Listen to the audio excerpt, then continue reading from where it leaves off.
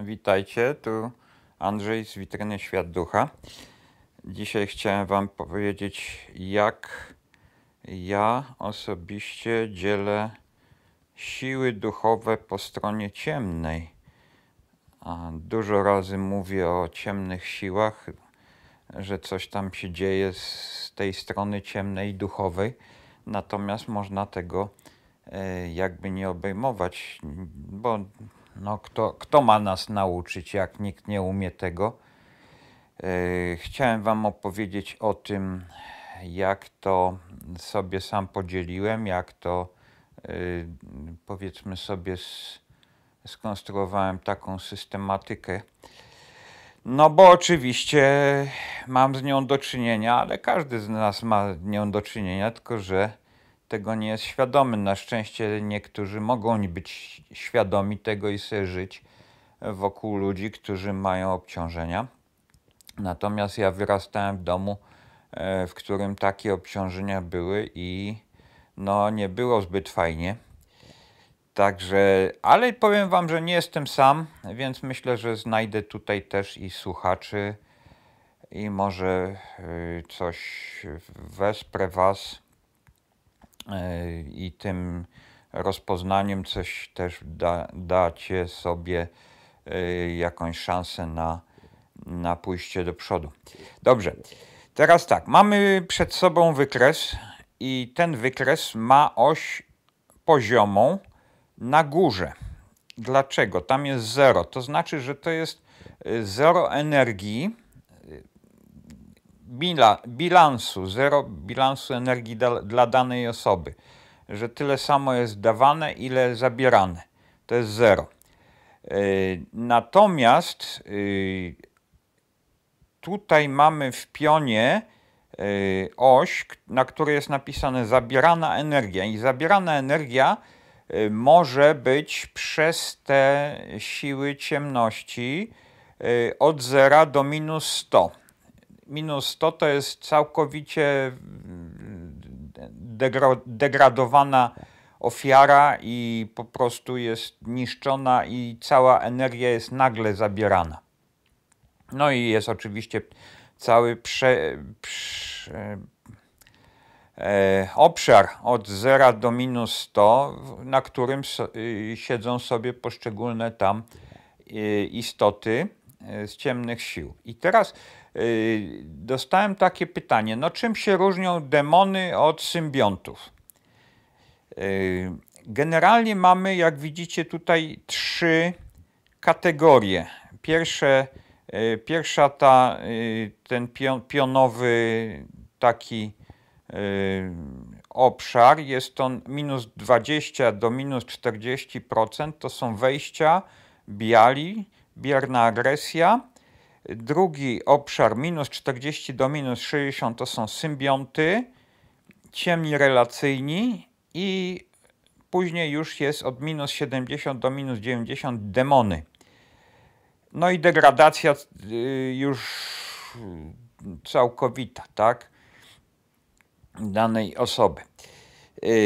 Teraz tak, wejścia i symbionty stanowią jakby parę i między sobą grają i dobierają się tak, że między ludźmi właśnie jedna osoba jest obciążona wejściem, czy ma białe wzorce, a druga osoba ma symbionta i jest na przykład narcyzem jawnym i to jest taka relacja między nimi. I dlatego mogą sobie te ciemne siły mają gdzie się zagnieździć tutaj na ziemi i grają między sobą i wyciągają od ludzi energię.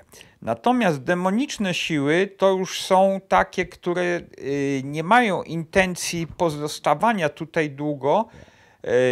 Są to, jak może ktoś się zna na narciarstwie, to jest takie jeżdżenie na krechę, tak, że narciarstwo zjazdowe, można sobie robić jakieś tam zakręty, lewo, prawo, oglądać sobie jak ładnie wygląda stok, jaki jest horyzont, no w ogóle się cieszyć samym jeżdżeniem. Natomiast są tacy powiedzmy sobie szybcy narciarze, którzy uważają, że potrzeba im dużych wrażeń i oni jeżdżą bardzo szybko i na krechę, bez właściwie niemalże żadnych zakrętów, tylko takie niezbędne i w dół i w dół. I powiem wam, że ciemne siły, no w tym i oczywiście Anunnaki, w tym oczywiście archonci, czyli władcy tego świata.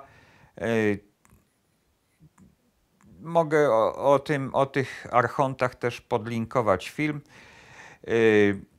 poniżej i niektórzy z nich właśnie są tacy, że tak powiem, bardzo chętni do tego, żeby jak najszybciej się zdegradować, bo niestety, ale ciemne siły duchowe upatrują cel swój w obniżaniu się jak najniżej. Jest taka książka Latające węże i smoki, są tam Anunnaki właśnie opisane i ich cele są takie, że panowanie, władza i wręcz w tych obszarach podziemnych, tak, że im niżej, tym lepiej, im gęściej, tym lepiej, tak. No dobrze, ale to jest tak jakby troszeczkę ideowo. Natomiast jak to w praktyce się dzieje? W praktyce jest tak, że osoby obciążone białymi wzorcami i no, wejścia się dosyć rzadko zdarzają, ale białe wzorce to są takie osoby, które mogą być w spektrum narcyzmu takiego łagodnego, ukrytego.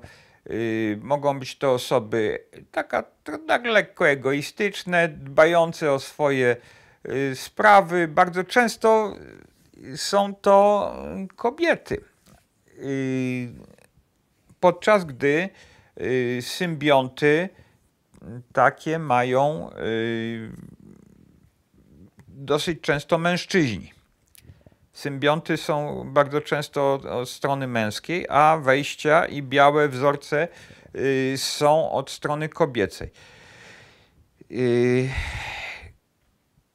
Białe energie nie są energiami świetlistymi. To nie jest światłość boska, tylko to też jest część ciemnych sił, licząca na to, że pożeruje sobie na życiu, które ludzie mają. Bo ludzie mają energię od Boga, od wyższych jaźni, przez właśnie wyższe jaźnie, czyli anioły opiekuńcze. I energie te życiowe spływają do nas od Boga i zasilają nas. No, na różne sposoby, tak bym powiedział. I teraz ciemni, jeżeli potrafią zniewolić danego człowieka, przynajmniej częściowo, to już mają dostęp do jego energii. Jeżeli ktoś na przykład przeżywa lęki, przeżywa niepokój, ktoś ma jakieś utwierdzone, sztywne wzorce zachowania, to może być właśnie od strony białej. I ja na przykład właśnie mam takie w duszy tendencje do życia po stronie białej. To jest też na przykład taka pewna sztywność zachowań, próbowanie aby wymagać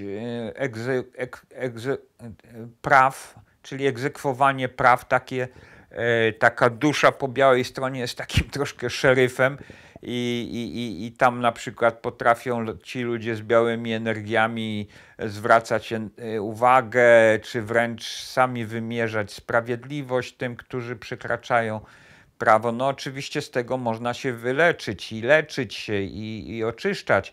Ja to robię, natomiast dusza, jakby to powiedzieć, no jest bardzo przekonana do tego i że to jest poprawne i że tak należy i coś tam. No ale ciemni ze mnie ciągną oczywiście z powodu tego, że moja dusza ma takie postawy. Czyli to To jest coś takiego. Tutaj jest napisane ZATR, zatrucie.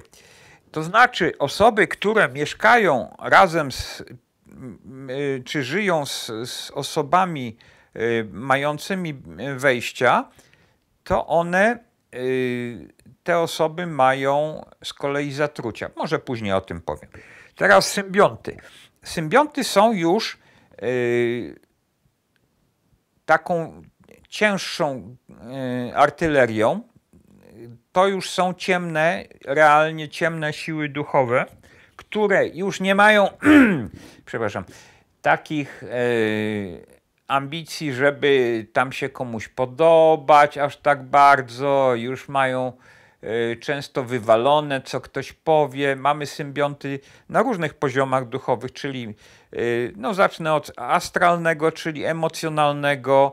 Tutaj są zwykle młodzi chłopcy, którzy chcą sobie fajnie pożyć i mieć dużo fajnych emocji w życiu, a się nie daje, więc ciemni przychodzą i mówią, no my ci damy możliwość pożycia sobie tak emocjonalnie, swobodnie, bo to osoby po ciemnej stronie są bardzo często tacy wolnościowi, czyli bardzo nie chcą być ograniczani, bardzo wściekli są na to, że są jakieś prawa, że kolejne zakazy są ustalane, że są jakieś kodeksy ustalane i że policja ściga. To po ciemnej stronie są właśnie ci wszyscy dokonujący wykroczeń i przestępstw, którzy oczywiście działają też na niekorzyść swoich bliźnich, czyli innych ludzi. Natomiast ciemne siły duchowe tych ludzi przekonują, że oni mają prawo tak zrobić, bo ograniczanie praw, ograniczanie ich wolności i swobody jest niezgodne z moralnością. Oni nie wolno ograniczać prawa, nie wolno do bezwzględnego działania tak, jak się chce. Tak? To symbionty tak właśnie tym ludziom mówią. Tym ludziom na przykład młodym, prawda, którzy tam coś chcą sobie poszaleć, tak? No to symbionty mówią, szalej, to jest dobre, masz prawo. Wszyscy, którzy ci zakazują, to są po prostu głupki. Oni cię chcą ograniczyć, tak? To jest ciemna siła duchowa. I tutaj mamy dalej symbionta mentalnego, który z kolei są to osoby bardzo często inteligentne i ta inteligencja ma im do czegoś służyć. Na przykład chłopak w liceum czuł się niewidziany, niedoceniany, więc stwierdził, że będzie się dobrze uczył, będzie takim kujonem i dzięki temu poznają jego wartość. No fajnie, miał potencjał, tyle że przyszli do niego ciemni i jego duszy zaproponowali współpracę. I jego dusza powiedziała, no tak, bo ja chcę być takim wspaniałym, inteligentnym człowiekiem. Tak? No to dobrze mówią ciemni, to my ci pomożemy. No i dali mu symbionta, czyli krokodyla mentalnego i po prostu wymiatał jak mały zając. No. Wszystko robił, co potrzeba i był świetnym uczniem, ale no właśnie, miał już współpracę z ciemnymi siłami. I kilku takich właśnie ludzi znam, zwłaszcza mężczyzn, ponieważ tak jak mówiłem, bardzo często symbionty mają mężczyźni. No dobrze, to jest symbiont, czyli krokodyl mentalny. Później jest krokodyl przyczynowy. Krokodyl przyczynowy już daje wsparcie organizacyjne, wsparcie takie na szerszą skalę, nie tylko osobistą, ale już taką organizacyjną, że można mieć moją własną firmę, że można być jakimś tam szefem, prezesem, jakimś dyrektorem. I ci ludzie mają wsparcie takie organizacyjne od ciemnych sił, to znaczy w cudzysłowie mają taką przebojowość, wiecie, taką siłę przebicia. W mojej pamięci są tacy ludzie interesujący się rozwojem duchowym, którym to bardzo imponowała ta siła przebicia. Wręcz sami nawet używali afirmacji do tego, żeby chcieli dostać tą siłę przebicia. Taką właśnie organizacyjną, taką, żeby mieli taką wewnątrz taki napęd, taką motywację do działania, żeby widzieli, z czym się to wiąże, że się to wiąże z zadzierzgnięciem współpracy z ciemnymi siłami. Nie wiem, czy by tak chcieli. Czyli to jest krokodyl przyczynowy. I dalej krokodyl jest buddialny. Poziom buddialny to są oceny, to są jakości, to jest poziom piękna i brzydoty. I tutaj bardzo często na tym poziomie są krokodyle, które mają kobiety.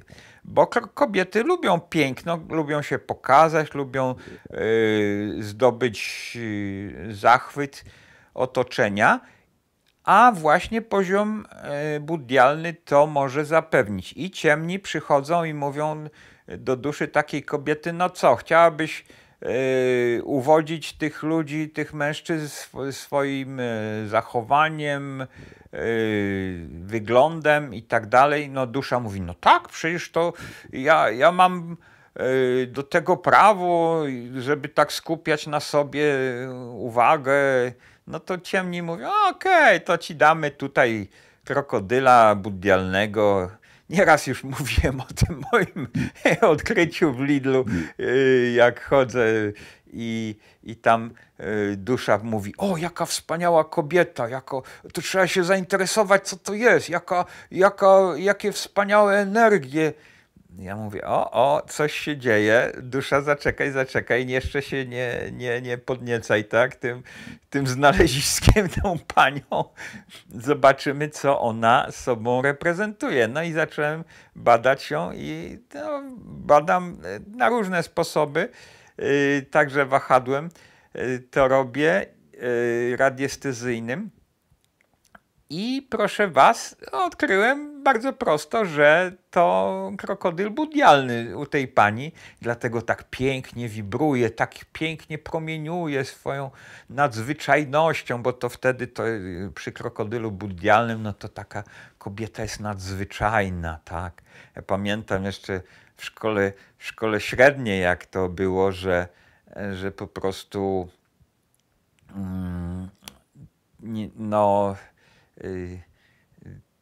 tam tak też były oczywiście moje koleżanki, niektóre miały właśnie krokodyla buddialnego, no taki zafascynowany byłem i o jaka wspaniała dziewczyna, coś tam. Kłopot jest w tym, że krokodyl buddialny też jest nadal krokodylem od ciemnej siły, wstawką taką, wtyczką od ciemnych i też niestety jest to żniwiarz energii. Ciemni tutaj przyszli po to, żeby zabierać tą energię i się żywić nią, ponieważ sami jako upadające anioły odcięli się od boskiej energii, od boskości, od źródła i muszą tutaj kraść, oszukiwać i zabierać tą energię, żeby w ogóle przeżyć.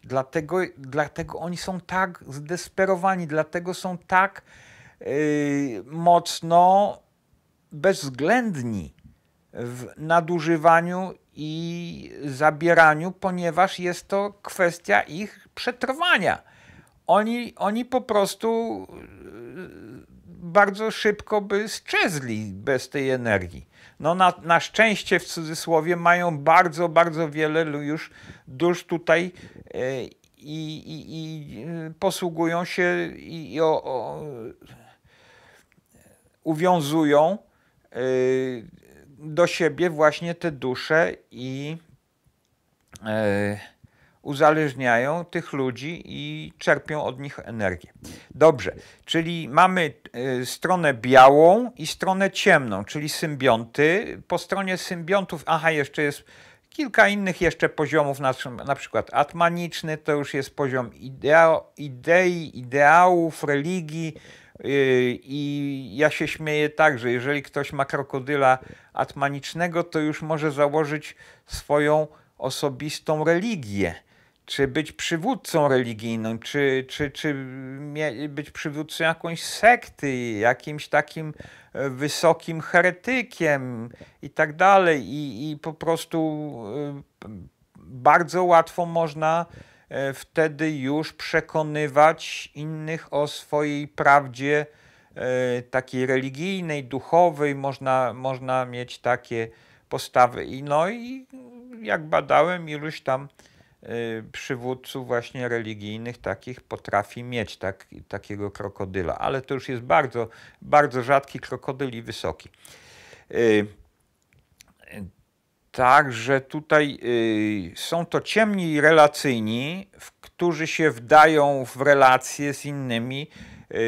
Po stronie psychologii, jak to wygląda, że symbionty i ciemni to są opisywani jako bardzo często narcyzi, socjopaci, psychopaci, osobowości aspołeczne, niedostosowane, acz bardzo często świetnie wyglądające. Pewna taka pani psychiatra ze Stanów Zjednoczonych badała właśnie takiego psychopatę dziecko, chłopczyka, i on był bardzo urzekający, bardzo taki pociągający, wyglądał na super dziecko, uśmiechał się, nawiązywał kontakt. Wyglądało jakby miał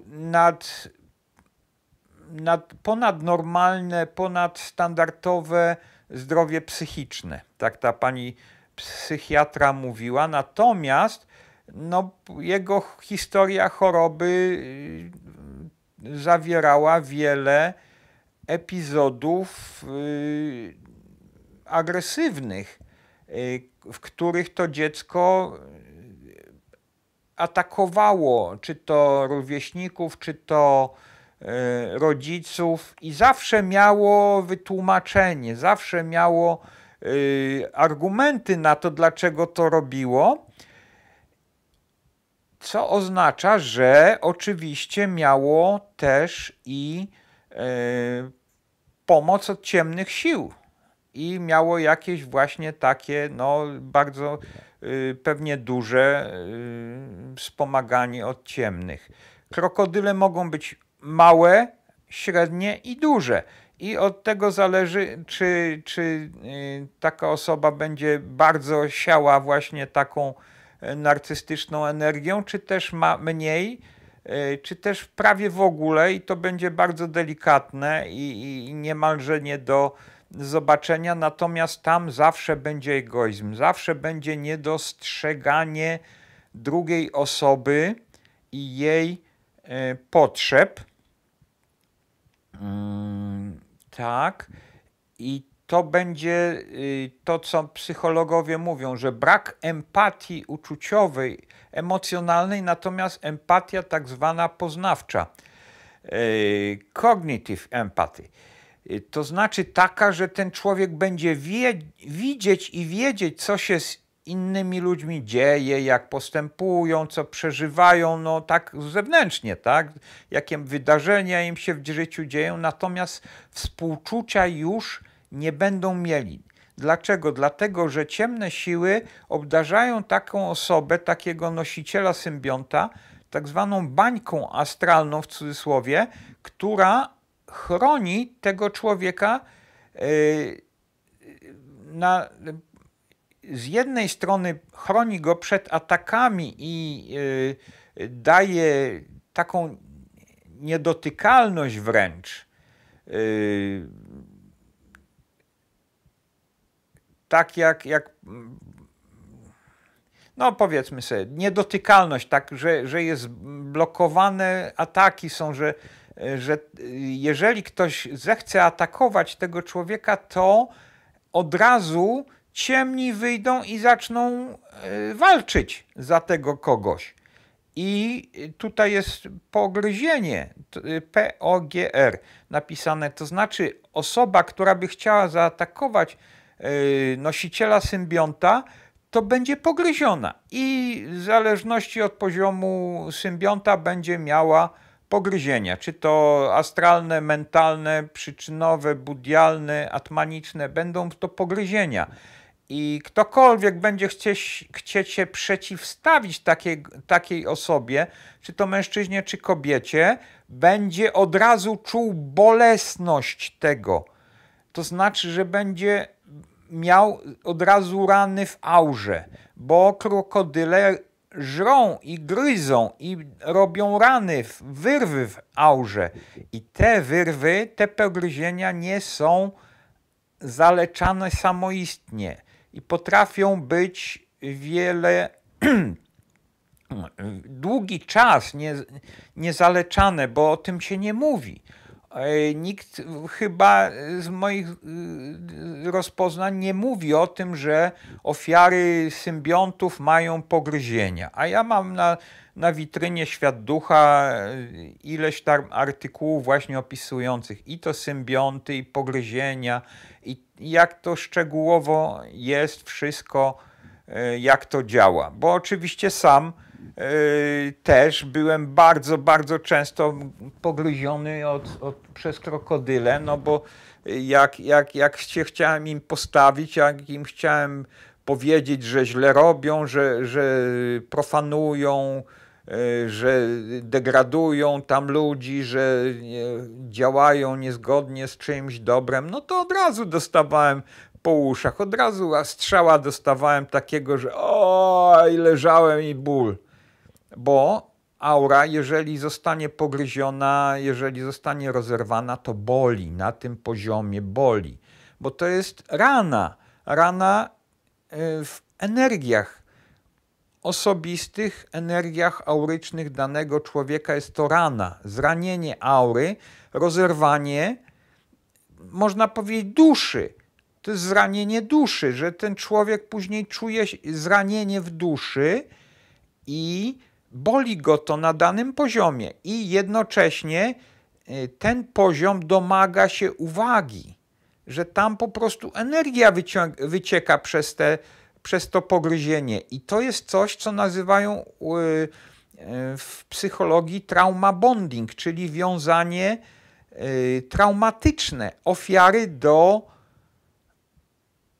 przestępcy, ofiary do agresora. To jest to, co właśnie jest podstawą syndromu sztokholmskiego. Że ofiara w duszy czuje urazę. Uraza, no to jest inaczej po polsku. Uraza nazywa się, że urazić się, to się zraniliśmy, tak? Uraza to jest rana niewidzialna, rana w duszy, rana w aurze. Okej, czyli to są pogryzienia. No i demony to już jest krótka piłka, bo to jest minus 70, minus 90% wyciąganej energii od osoby, która jest uwiązana demonicznie i to jest po prostu prosta droga do degradacji. Zresztą tam jest strzałka już w dół. To nie jest kręcenie zakrętów na stoku, tylko to jest jazda na krechę w dół.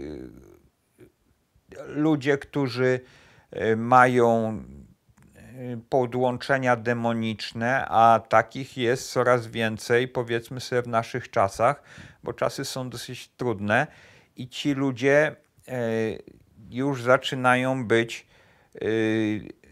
demonicznie wręcz powiedzmy sobie łączeni i te ciemne siły już degradują ich, jakby to powiedzieć, bardzo, bardzo mocno, niektórych nawet końcowo, krańcowo, tak?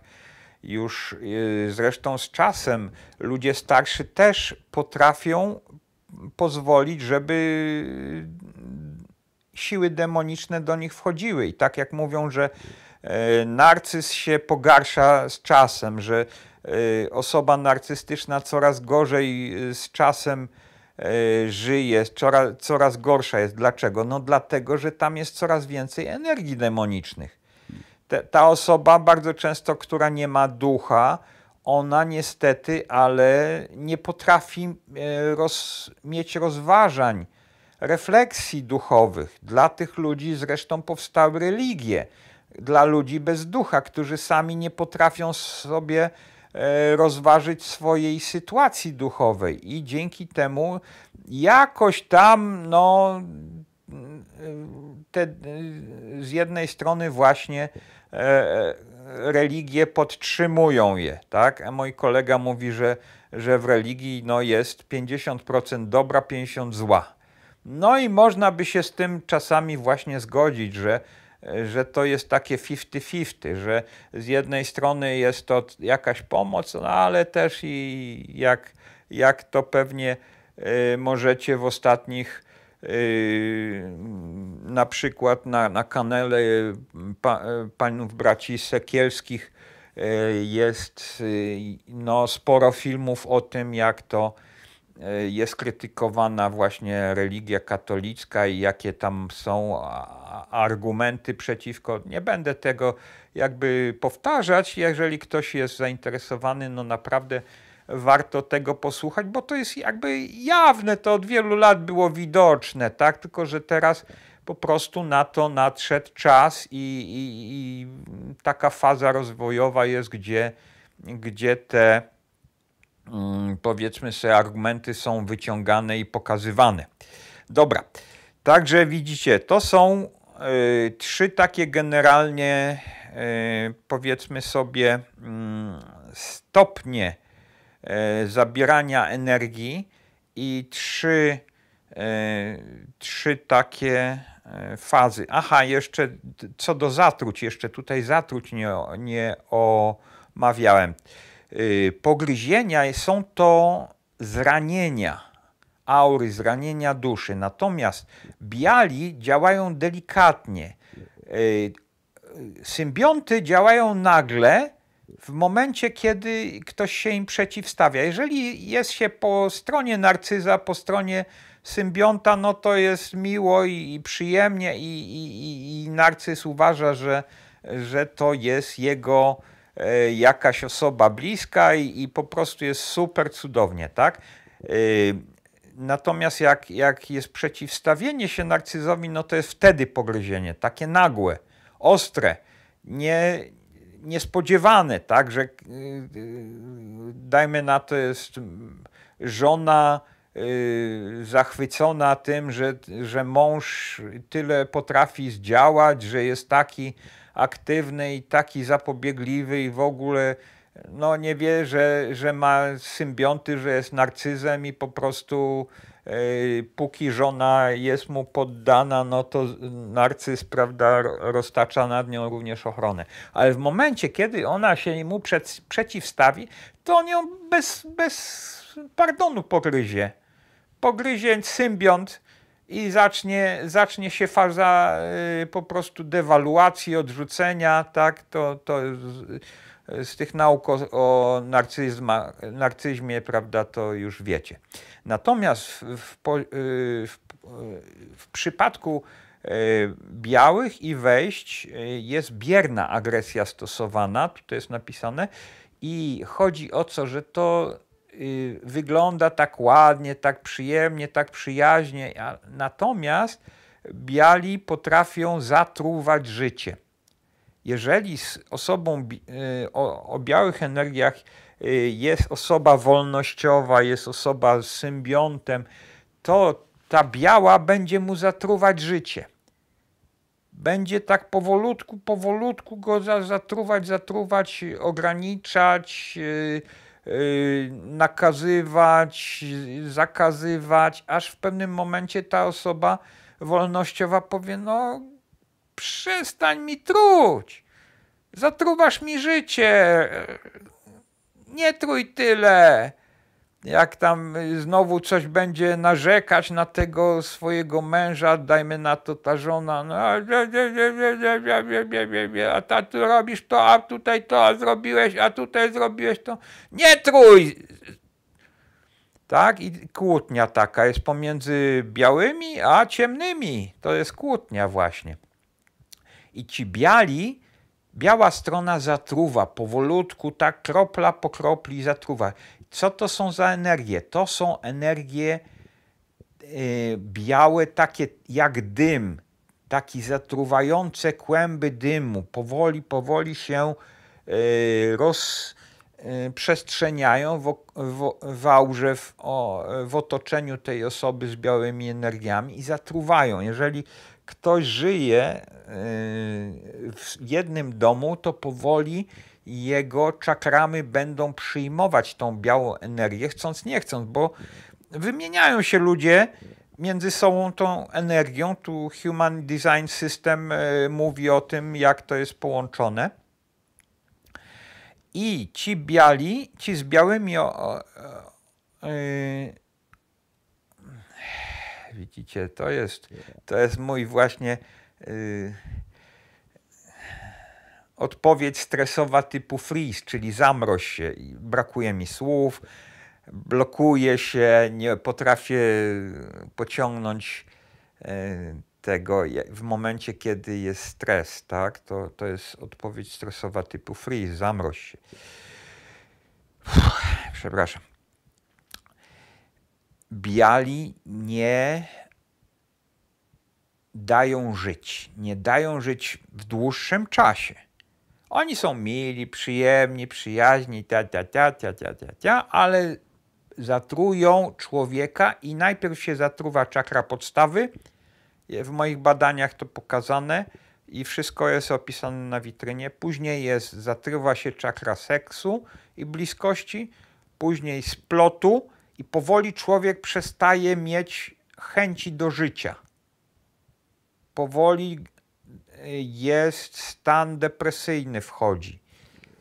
I aż do serca. W momencie, kiedy zatrucie dochodzi do serca, w moich badaniach widziałem, że to są osoby z chorobą psychiczną.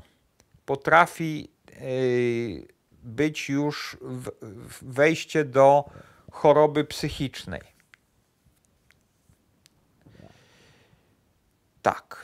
Tak, że tutaj biała strona też swoje robi i też wysysa oczywiście z ofiary energię, ale nie tak szybko, a w ogóle taka ogólna życzliwość powoduje, że tych osób się nie diagnozuje jako obciążone. Bardzo często nie są one uważane za szkodliwe. Niestety są we współpracy z istotami duchowymi na łuku zstępującym. Tutaj widzicie, te wszystkie 3 typy to dotyczą istot duchowych z łuku zstępującego. No bo jest poniżej zera, poniżej na minucie wszystko, tak? To jest wszystko, są to upadające anioły, jak to się nazywa inaczej. No dobra, to tyle na dzisiaj. Mam nadzieję, że się nagadałem wystarczająco i to jest wyjaśnione. Zapraszam na witrynę Świat Ducha, jeżeli by ktoś chciał więcej się dowiedzieć. No i zapraszam oczywiście do zadawania pytań w komentarzach. No i co? Miłego dnia. Na razie. Aha, jeszcze jedno. Warto jest pamiętać o wyższych jaźniach i o Bogu, czyli o aniołach opiekuńczych i o Bogu. I tam się kierować, i tam znosić swoje energie, tam swoją uwagę lokować, bo to, co ja dzisiaj mówiłem, to są jakby to powiedzieć, te rzeczy, które nam dolegają, ale to nie z nich bierzemy życie. Bierzemy życie od Boga, od Matki Natury, od Boskiej Matki, jak to niektórzy mówią. I dzięki temu zwiększa się nasza żywotność. Natomiast to, co dzisiaj mówiłem, od tego należałoby się uwalniać, oczyszczać. Zarówno jeżeli ktoś ma takie obciążenia aktywne, czyli wejścia, symbionty czy podłączenia demoniczne, jak też i warto się uwalniać od zatruć, od pogryzień, czy też od kontaktów z osobami mającymi podłączenia demoniczne. Z tymi wszystkimi rzeczami warto się rozstawać, żeby lepiej żyć, żeby żyć szczęśliwie, żeby żyć radośnie, żeby nie mieć kłopotów życiowych, tak? A źródło naszej energii jest tam, gdzie jest źródło życia, czyli niektórzy to nazywają Bogiem. I w tym kierunku należy kierować swoją uwagę i z tamtymi obszarami już czystymi, świetlistymi, zupełnie czystymi, na tamte obszary właśnie należy medytować, modlić się, wysyłać modlitwy i tak dalej. Praktyki, żeby były w tym kierunku właśnie pozytywnym. A oczyszczanie i rozłączanie też należy stosować. Tak, no to taka higiena, takie BHP, prawda, żebyście rozumieli, że to nie jest naszym celem, tak? Celem jest duchowym dla osób, które lubią życie, dla osób, które lubią serdeczność i miłość, no to właśnie ten kierunek jest wznoszący, łuk wstępujący tak zwany, tak? To dla tych istot, które wybierają światłość, jasność, miłość, życzliwość i tak dalej. To jest poprawny kierunek. No, czego wam życzę. I pozdrawiam. Na razie.